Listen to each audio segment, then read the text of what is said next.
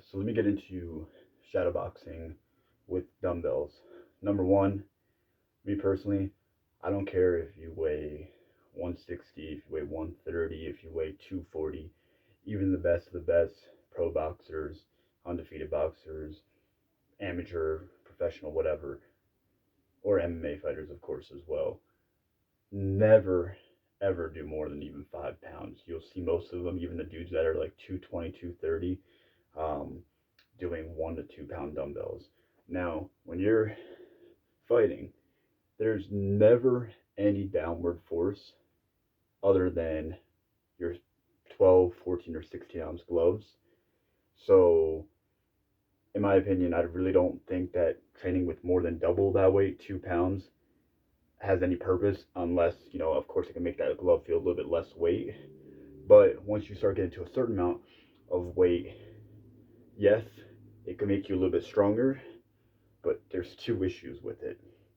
One, after a certain amount of weight, even if your form still is good, there is still downward force isn't there, that certain parts of your muscle are still going to have to work, right?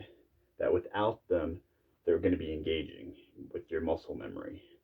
Secondly, when you're throwing these punches, right, and you have that downward force from the weight of the dumbbells, and of course, you're having to use those muscles to keep that weight up, which, okay, again, is going to be using more energy, more strength.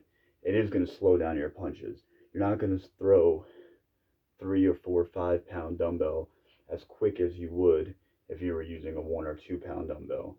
And the problem with that is, even though you're getting stronger with the heavier weight, doesn't matter, because if you're throwing as hard and as fast as you can with a 10 pound dumbbell, but you're only throwing at this speed, you're training yourself, your muscle memory, to throw that speed. You can have a dude that couldn't even fucking lift a 10 pound dumbbell to shadow box like you can, but because of their muscle memory, they're going to be able to throw around a 1 pound dumbbell faster than you throw around a 1 pound dumbbell, even though you can't even do a 10 pound dumbbell, just because of that muscle memory.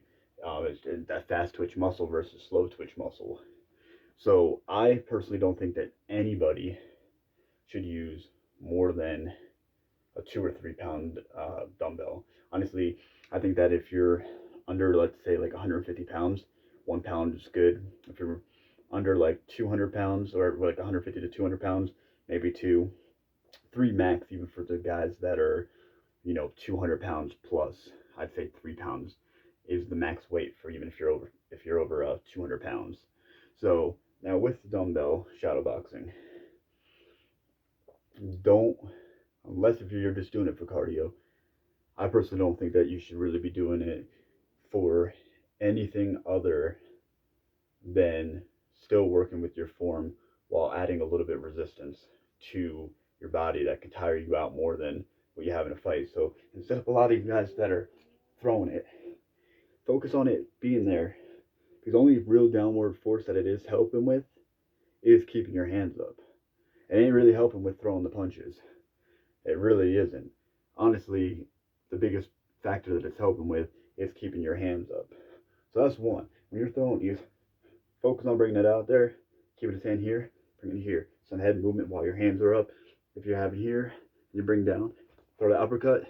That can actually help a little bit with the weight, because that isn't a realistic force that could be there.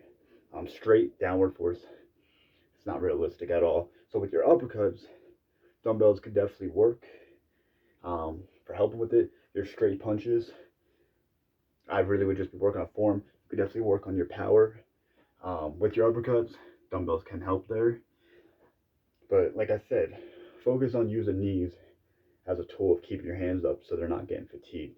Not so much for the power of your punches, because everyone knows that speed generates power. So it doesn't matter if you have a 200-pound dude that doesn't even have speed behind his punch. Somebody that weighs only 100 pounds could create even more force once that punch lands. You can see it through anything. I mean, there's dudes out there that have hit on some of those machines like 20,000. You have a 140-pound dude landing 40,000, 50,000. I don't know exactly what I don't know if it's pounds or what they're reading it off of, but I mean, they're doubling, sometimes even tripling the pounds that are being landed.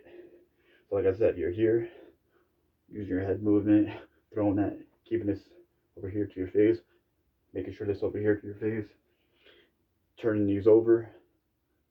It's a good gauge too to be able to see if your punches are being turned over. I think it's actually works really, really good for turning those punches over.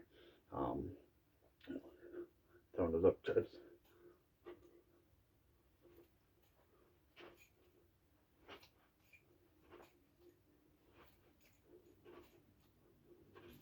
While making sure that the hand goes right back to your face.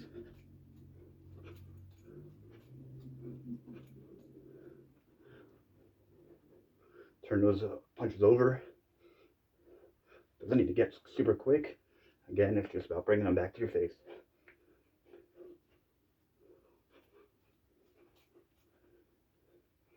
Again, if you don't want to be throwing anything, you could use it for the form of keep your hands up with head movement.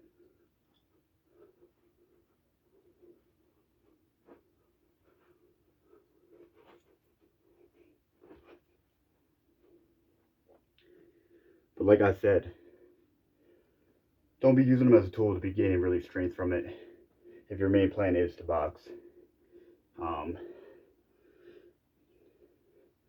Motions like this are fine here, and you're good for gaining strength because of course you will be throwing punches from down here, and of course there will be resistance come down this way. But with those straight punches, the downward force that these are creating, again, anything over 2 pounds is going to be training your form to be wrong.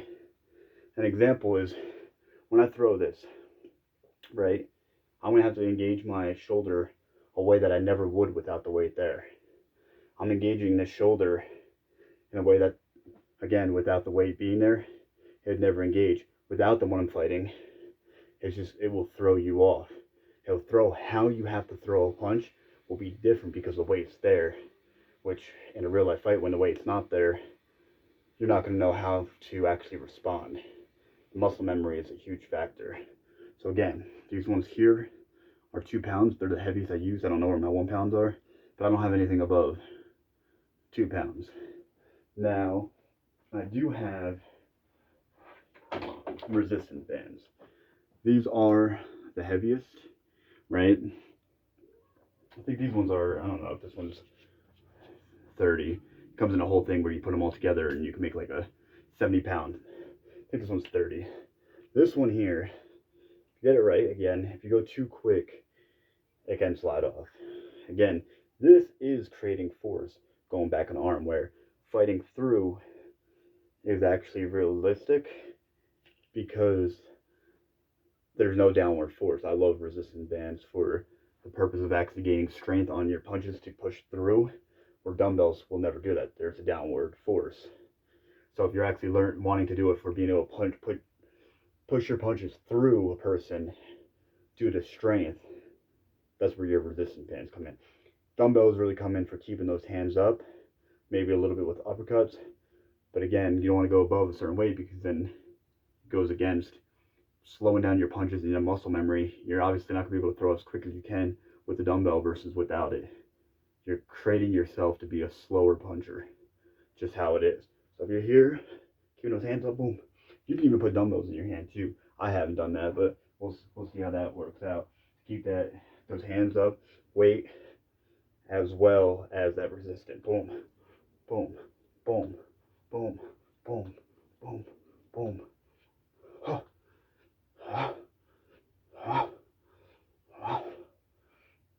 So just want to make that video to help you guys out, because I see people using even 4 or 5 pound dumbbells and it makes me shake my head. So